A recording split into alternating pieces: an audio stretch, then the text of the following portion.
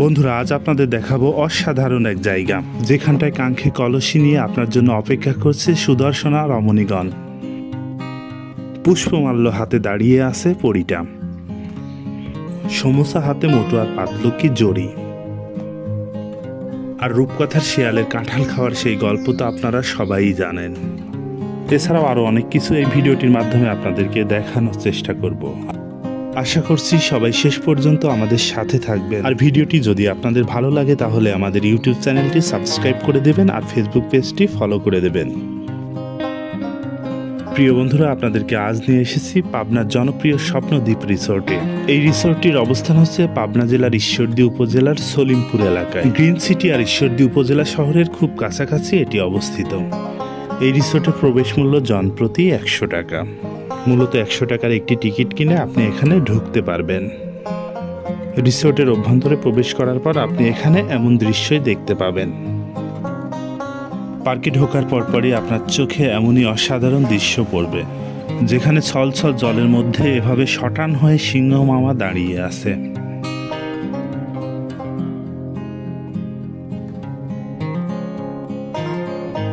সিংহের এ পাশটায় রয়েছে পাহাড়, পাহাড়ের সামনে নদী, আর নদীর উপর রয়েছে সেতু, সেতুর নিচে রয়েছে কুমির। আর এই কুম্ভকর্ণ কুমির কিছু না মনে করে আপনাকে দেখে দন্ত বের করে হি হি করে হাসছে। আর নদী পাড়ের এখানে রয়েছে এক জোড়া হাঁস, সবুজের মাঝে এই হংস মিথুন বেশ সুন্দর লাগছে দেখতে।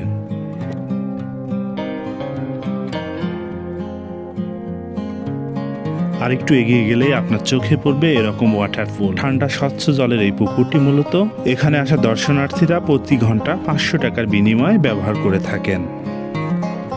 তবে বেশিরভাগ সময় এটি রূপপুর পারমাণবিক বিদ্যুৎ কেন্দ্রে কর্মরত রাশিয়ান নাগরিকরাই ব্যবহার করে থাকেন। পার্কের এপাশটা রয়েছে এমন সুন্দর গাছে ভরা রাস্তা, হালকা এঁকে বেঁকে যাওয়া এমন সবুজ সুন্দর মসৃণ রাস্তা দেখলে যে কারোর একটু হাঁটতে ইচ্ছে করবে। তার একটু সামনে রয়েছে বান্দরের গাছ, যে গাছে ঝুলে আছে বান্দর সহ বিভিন্ন রকম জন্তু আর পাখি, কিন্তু এই গাছ হচ্ছে পত্র পল্লববিহীন। এখন যেটি দেখছেন এটি হচ্ছে ক্যাঙ্গারু। ক্যাঙ্গারুরা মূলত থলেতে করে বাচ্চা নিয়ে ঘুরে বেড়ায়। মা ক্যাঙ্গারু যখনই বিপদ দেখে তখনই ছোট বাচ্চা ক্যাঙ্গারুকে থলেতে ভরে নিয়ে দ্রুত নিরাপদ স্থানে চলে যায়।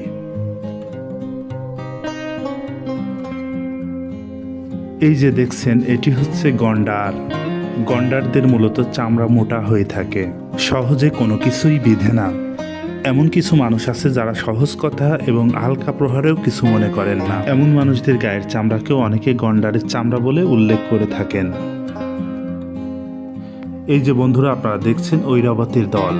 ব্যাঘ্র মামা এখানে পিছন দিক থেকে হা করে আছে। অন্য সব পার্কে আপনারা একটা দুইটা হাতি দেখলেও এখানে রয়েছে পুরো হাতির দল। মা হাতি, বাবা হাতি, বাচ্চা হাতি সবই এখানে আছে। হাতিদের কান হচ্ছে কুলার মতো, দাঁত হচ্ছে মূলার মতো, আর চোখ হচ্ছে একেবারে ছোট। হাতি হচ্ছে এই দুনিয়ার স্থলভাগের প্রাণীদের মধ্যে সবচেয়ে শক্তিশালী, ওজনদার আর বৃহত্তম।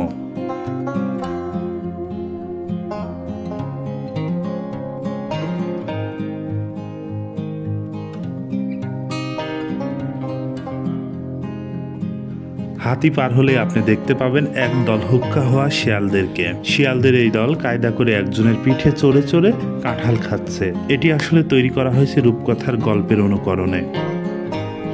এই যে দেখতে পাচ্ছেন আপনাদের সবার পরিচিত মোটু আর পাতলুকে। মোটু কিন্তু সব সময়ই সমোসা নিয়ে ব্যস্ত থাকে। সমোসা পেলে মোটুর পাওয়ার কয়েকশো গুণ, কয়েক হাজার গুণ বেড়ে যায়।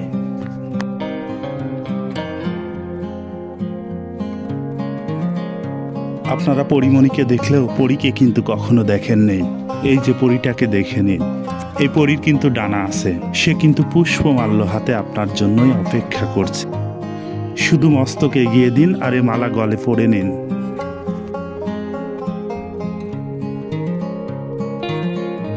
এই যে কাঙ্ক্ষে কলসি নিয়ে সুন্দরী রমণীরা আপনার জন্যই অপেক্ষা করছে।